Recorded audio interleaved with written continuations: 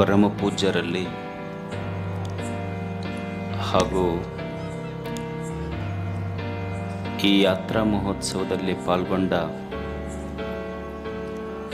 ತಾವೆಲ್ಲ ಗವಿಸಿದ್ಧನ ಸ್ವರೂಪರೆಂದೇ ತಮಗೆಲ್ಲ ವಂದಿಸಿ,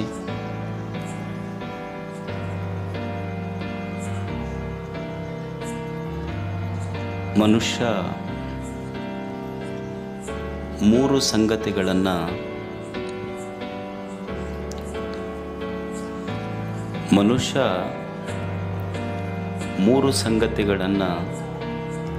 ಅರ್ಥ ಮಾಡಿಕೋಬೇಕು. ಮೂರು ಪ್ರಮುಖ ಘಟನೆಗಳು ಜರುಗ್ತಾವೆ. ಒಂದು ಹುಟ್ಟಿದೆ, ಇನ್ನೊಂದು ಸಾವಿದೆ. ಈ ಹುಟ್ಟು ಮತ್ತು ಸಾವಿನ ಮಧ್ಯದೊಳಗೆ ಬದುಕಿದೆ. ಈ ಮೂರೂ ಸಂಗತಿಗಳನ್ನು ಯಾವ ವ್ಯಕ್ತಿ ಸರಿಯಾಗಿ ಅರಿತುಕೊಳ್ಳುವುದಿಲ್ಲವೋ ಅವನಿಗೆ ಬದುಕು ಬಹಳ ಕಷ್ಟ ಆಗ್ತದೆ. ಮೂರು ಸಂಗತಿಗಳು, ಒಂದು ಹುಟ್ಟು, ಇನ್ನೊಂದು ಸಾವು, ಈ ಹುಟ್ಟು ಮತ್ತು ಸಾವಿನ ಮಧ್ಯದ ಬದುಕು. ಹುಟ್ಟು ನಮ್ಮ ಕೈಯಲ್ಲಿಲ್ಲ. ನಾನು ಇಂಥವರ ಮನೆಯಲ್ಲೇ ಹುಟ್ಟಬೇಕು, ಇಂಥವರ ಕುಲದಲ್ಲೇ ಹುಟ್ಟಬೇಕು, ಇದೇ ಜಾತಿಯಲ್ಲಿ ಹುಟ್ಟಬೇಕು, ಇದೇ ಧರ್ಮದಲ್ಲಿ ಹುಟ್ಟಬೇಕು ಅಂತ ಇಲ್ಲ. ಆಗಲೇ ಹುಟ್ಟಾಗಿದೆ. ಹುಟ್ಟು ನನ್ನ ಕೈಯಲ್ಲಿಲ್ಲ. ಸಾವು ನಾ ಬ್ಯಾಡ್ ಅಂದರೂ ಬರುವ ಅತಿಥಿ. ಅದು certainly death is going to come. ಸಾವು ನಾ ಬ್ಯಾಡ್ ಅಂದರೂ ಬರ್ತದೆ. ಹುಟ್ಟು ನನ್ನ ಕೈಯಲ್ಲಿಲ್ಲ, ಸಾವು ನನ್ನ ಕೈಯಲ್ಲಿಲ್ಲ. ಹಾಗಾದರೆ ನಮ್ಮ ಕೈಯಲ್ಲಿ ಉಳಿದಿರುವುದು ಯಾವುದು? ನಮ್ಮ ಕೈಯಲ್ಲಿ ಏನಾದರೂ ಉಳಿದಿದ್ರೆ ಈ ಹುಟ್ಟು ಸಾವುಗಳ ಮಧ್ಯದ ಪವಿತ್ರ ಬದುಕು ಮಾತ್ರ ನಮ್ಮ ಕೈಯಲ್ಲಿರ್ತದೆ. ಈ ಬದುಕನ್ನು ಹೇಗೆ ಬದುಕಬೇಕು ಮನುಷ್ಯ? ಮತ್ತು ಆ ಬದುಕಿನ ಸ್ವರೂಪವು ಹೇಗಿದೆ ಅಂದರೆ, ಆ ಬದುಕು ಸಹಿತ ಸಾವಿನ ಕಡೆ ಮುಖ ಮಾಡಿ ನಿಂತಿದೆ. It is moving towards death and decay. ಇರುವ ಜೀವನವೂ ಸಹಿತ ಸಾವಿನ ಕಡೆ ಮುಖ ಮಾಡಿ ನಿಂತಿದೆ. ಪ್ರತಿ ಕ್ಷಣ ಅದು ನಾಶವಾಗ್ತದೆ. ಯದೃಷ್ಟಂ ತನ್ನಷ್ಟ. ಯಾವುದು ಕಣ್ಣಿಗೆ ಹೇಗೆ ಕಾಣ್ತದೋ ಹಾಗೆ ಇರುವುದಿಲ್ಲ. ಇದು ಜೀವನ. ಇದು ನಮಗೆ ಕಾಣುವುದು ಒಂದು, ಅದು ಇರುವುದು ಒಂದು. ಈಗ ನೀವು ನೋಡಿ, ಇದು ಜೀವನದ ಸ್ವರೂಪ. ಇದು ಈಗ ನೀವು ನೋಡಿ, ನಾವೆಲ್ಲ ಹೇಳ್ತಿರ್ತೀವಿ ವಯಸ್ಸಿದ್ದಾಗ ಏನಂತಿರ್ತೀವಿ, ನಾನು ಯಾರ ಮುಲಾಜಾಗೂ ಇಲ್ಲ. ಏನಂತಿರ್ತಾರೋ, ನಾನು ಯಾರ ಮುಲಾಜಾಗೂ ಇಲ್ಲ, ನನ್ನ ಕಾಲ ಮೇಲೆ ನಾನು ನಿಂತಿರ್ತೀನಿ ಅನ್ನೋದಿಲ್ಲ. ಖಾಯಂ ಹಿಂಗೆ ಇರ್ಲಿಕ್ಕೆ ಸಾಧ್ಯ ಐತೇನೋ? ನಮ್ಮ ಕಾಲ ಮೇಲೆ ನಾವು ನಿಲ್ಲಕ್ಕೆ ಸಾಧ್ಯ ಐತೇನೋ? ಇದು ಎಷ್ಟು ವರ್ಷ? 50 ವರ್ಷ, 60 ವರ್ಷ, 65, 70 ವರ್ಷ ಆದಮೇಲೆ ಮಂಡಿ ನೋವು ಬಂದು ಅಂದ್ರೆ ಏನು ಬೇಕಾತ? ಕಾಲ ನಿಲ್ಲಕ್ಕೆ ಬರೋದಿಲ್ಲ. ಮಂಡಿ ನೋವು ಬಂದು ಕಾಲನ್ನು ಒಬ್ಬೊಬ್ರು ನೋಡ್ಬೇಕು, ಅಡ್ಡುಣಿಗಾಗಿರ್ತಾವೆ, ಹಿಂಗೆ ಪೂರಾ ಡೊಂಕಾಗಿ ಹೋಗಲ್ಲ. ಅವನಿಗೆ ಮತ್ತೊಂದು ಕಾಲ ಕೋಲ್ಬೇಕು.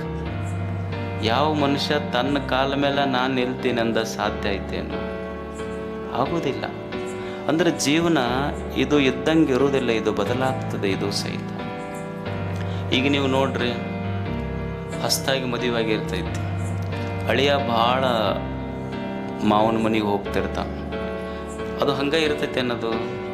ಸ್ವಲ್ಪ ವರ್ಷ ಆದಮೇಲೆ ಕೇಳ್ರಿ ಅವನಿಗೆ, ಯಾಕೆ ಗೊತ್ತಮ್ಮ ಮೊದಲು ಎಷ್ಟು ಹೋಗ್ತಿದ್ದಿ, ಈಗ ಯಾಕೆ ಬಿಟ್ಟಿ ಅಂತ. ಅವ ಅಂದಂತ, ಒಮ್ಮೆ ಮೋಸ ಜಾಗಕ್ಕೆ ಪದೇ ಪದೇ ಹೋಗ್ಬಾರ್ದು ಅಂದಂತ.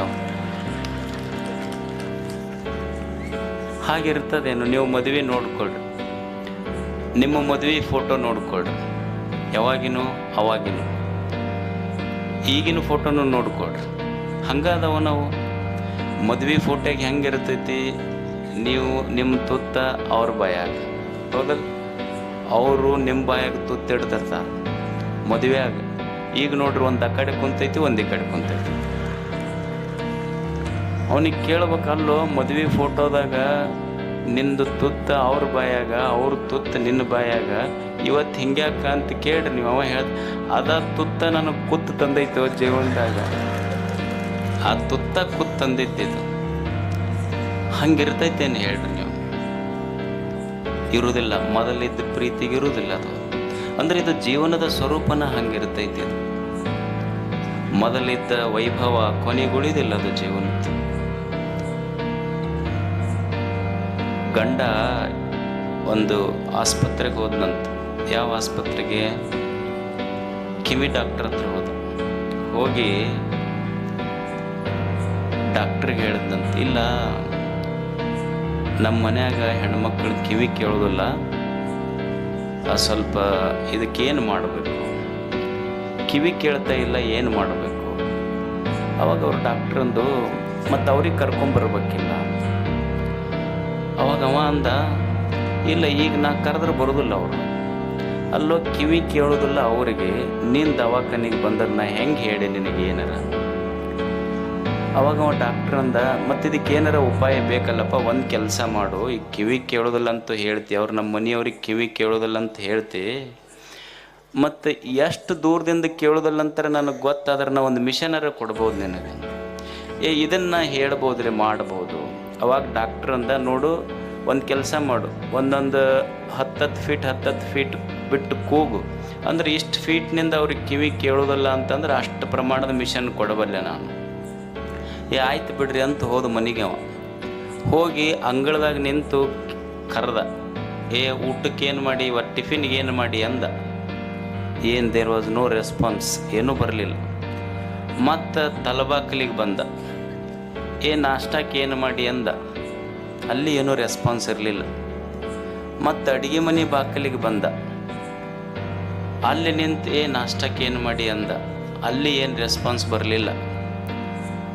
ಹೆಂಡತಿ ಹತ್ರ ಹೋಗಿ ಡುಬ್ಬ ಬಡ್ದ, ನಾಷ್ಟಕ್ಕೆ ಏನು ಮಾಡಿ ಅಂದ. ಚಹಾ ಮಾಡಕತ್ತಿದ್ಲು, ಬೊಗೋಣಿ ತೊಂಡ ಬಿಟ್ಲು ತೆಲಿಗಿದೆ ಕೇಟ. ಅಲ್ಲ, ಉಪ್ಪಿಟ್ಟು ಮಾಡೀನಿ ಅಂತ 4 ಸಲ ಅಂತ ಹೇಳಕತ್ತು ನಿನಗೆ, ಕಿವಿ ಕೇಳಿಲ್ಲ ಅಂದ್ರೆ ಡಾಕ್ಟ್ರ್ ಹತ್ರ ಹೋಗಿ ಮಿಷನರಿ ತೊಗೊಬಾರ್ದ ನೀನು? ಯಾರಿಗೆ ಕೇಳ್ತಿದ್ದಿಲ್ಲ ಕಿವಿ? ಇದಕ್ಕೆ ಕೇಳ್ತಿದ್ದಿಲ್ಲ. ಹಂಗೈತೇನು? ಮೊದಲು ಎಷ್ಟು ಚಂದಿತ್ತು, ಇಬ್ಬರು ಕೂಡಿ ಸಿನಿಮಾಕ್ಕೆ ಹೋಗ್ತಿದ್ರು. ಈಗ ಎಲ್ಲೈತಿ ಹೇಳ್ರಿ? ಈಗ ಅದು ಧಾರಾವಾಹಿ ನೋಡ್ತೈತಿ, ಇದು ನ್ಯೂಸ್ ನೋಡ್ತೈತಿ. ನಿನ್ನೆ ಹೇಳಿದ್ನಲ್ಲ ನಿಮಗೆ. ಹಾಗಿಲ್ಲ ಜೀವನ.